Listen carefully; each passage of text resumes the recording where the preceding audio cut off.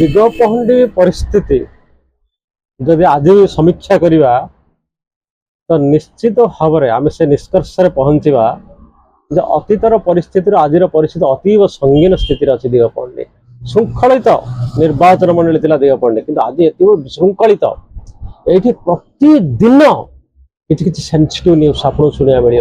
हत्या अपहरण विस्फोरण धर्षण नग्न फोटो उत्तोलन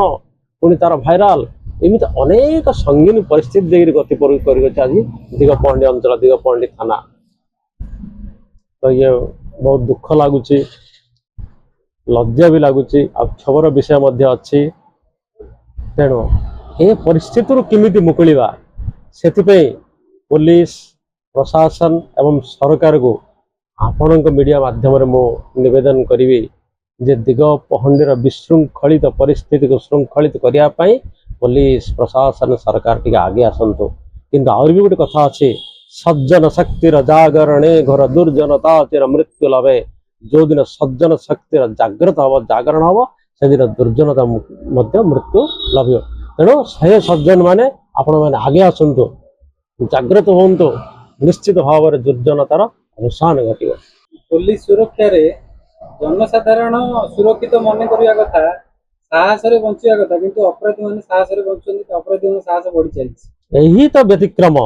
जनसाधारण आज आशंकित आतंकित अवस्था गति कर सुरक्षा संपूर्ण भाव आज विपन्न विपर्यस्त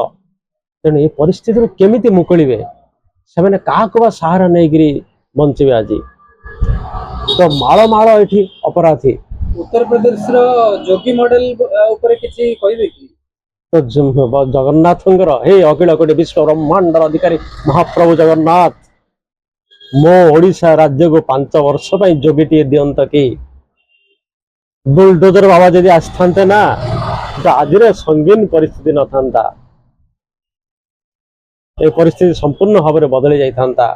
आज जड़े माँ तार झील को धरी बाहर जावाई बाहरिया पूर्व अनेक बार चिंता करुच्ची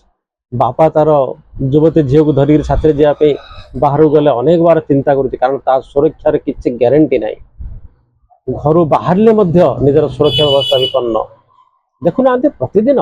खबर कागज पृष्ठा मनन करुच्चे हत्या अपहरण विस्फोरण धर्षण तेणु ये परिस्थिति मुकुलिया मु समस्त निवेदन करी।